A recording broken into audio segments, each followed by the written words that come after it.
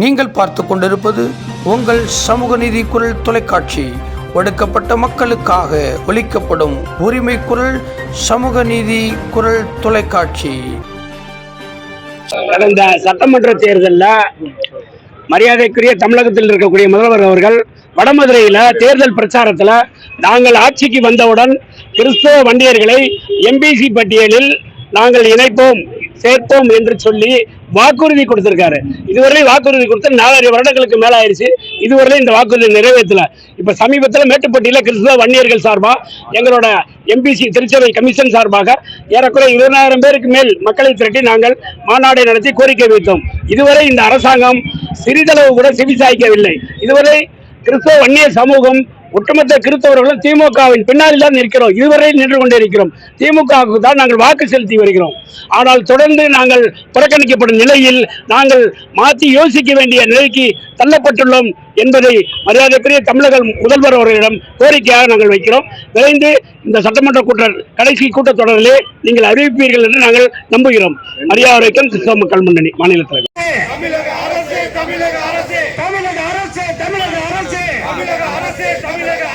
Vanniyar கிறிஸ்தவரை MBC பட்டியலில் இணைத்திடு. தமிழக அரசு கல்லார் கிறிஸ்தவ சமூகத்தை எம்பிசி பட்டியலில் இணைத்திடு.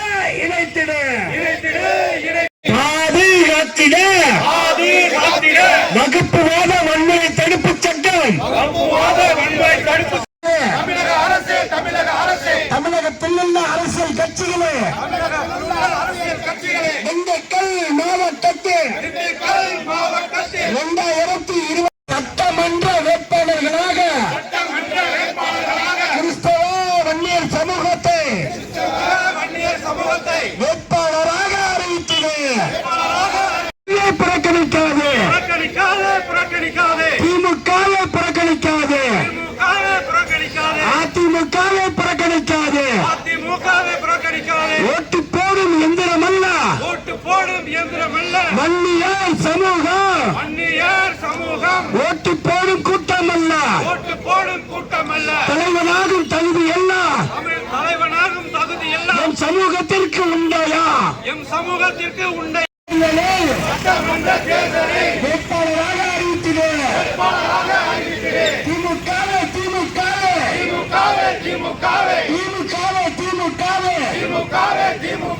கிறிஸ்தவ வன்னியரை வேட்பாளராக அறிவித்தது.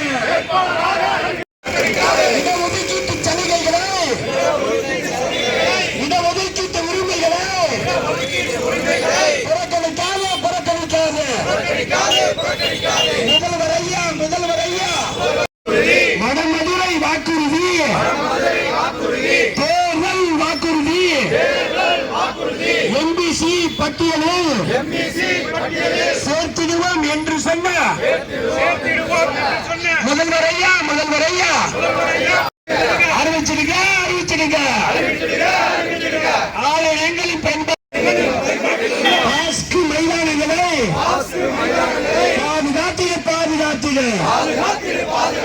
பட்டா இல்ல இடங்களுக்கு ஆலயத்தில் இடங்களுக்கு பட்டா வழங்க. எல்லாருக்குமே தெரியும். மேட்டுப்பட்டியில நாங்க மாநாடு நடத்தினோம். முதலமைச்சரை சந்திச்சோம். பல அமைச்சர்களை சந்திருக்கோம். பல கட்ட போராட்டங்கள் நடத்திருக்கோம். கிறிஸ்துவ வன்னியர்களுக்கு எம்பிசி, கிறிஸ்துவ கல்லர்களுக்கு எம்பிசி, இது மாதிரி பல கோரிக்கைகளை கேட்டுக்கிட்டே இருக்கோம். எந்த பதிலும் இல்லை. அரசாங்கத்திலிருந்து எந்த பதிலும் இல்லை. அதனால அடுத்த கட்ட நடவடிக்கையா கண்டிப்பா எங்களோட அரசியல் நிலைப்பாட்டை மாற்ற போகிறோம். நிர்வாகிகளோட கலந்து பேசிக்கிட்டு இருக்கோம். அரசியல் நிலைப்பாட்டில் மாற்றம் உறுதி. ஆளும் கட்சிக்கு எங்க ஆதரவை வாபஸ் வாங்க போறோம். அரசு நிர்வாகிகள் எல்லாருமே அதை தான் சொல்லிக்கிட்டு இருக்காங்க. ஓடுற குதிரையில ஓட போறோம். அது யாருன்றத சொல்ல விரும்பல. ஓடுற குதிரையில ஓட போறோம். கண்டிப்பாக அரசுக்கு கொடுத்த இதுவரையில கிறிஸ்தவ வன்னியர்கள் தமிழகம் முழுவதும் 30 லட்சம் பேர் இருக்கும். திண்டுக்கல் மாவட்டத்தில் 2 லட்சம் பேர் இருக்கும். இதுவரையில கொடுத்த ஆதரவை இன்னைக்கு நாங்க வாபஸ் வாங்குறோம். ஏன்னா கொடுத்த கெடுக்கல் எல்லாமே முடிஞ்சிருச்சு. இதுக்கு மேல எங்களுக்கு எம்பிசி வழங்கப்படாததுனால தமிழக அரசுக்கு கொடுத்த இதை சப்போர்ட்டா நாங்க வாபஸ் வாங்குறோன்றதை இவ்விடத்துல ஆணித்தனமா தெரிவிச்சு. கடந்த சட்டமன்ற தேர்தலில் மரியாதைக்குரிய தமிழகத்தில் இருக்கக்கூடிய முதல்வர் அவர்கள் வடமதுரையில தேர்தல் பிரச்சாரத்துல நாங்கள் ஆட்சிக்கு வந்தவுடன் கிறிஸ்தவ வண்டியர்களை எம்பிசி பட்டியலில் நாங்கள் இணைப்போம் சேர்ப்போம் என்று சொல்லி வாக்குறுதி கொடுத்திருக்காரு. இதுவரை வாக்குறுதி கொடுத்து 4 வருடங்களுக்கு மேல ஆயிடுச்சு. இதுவரை இந்த வாக்குறுதி நிறைவேற்றல.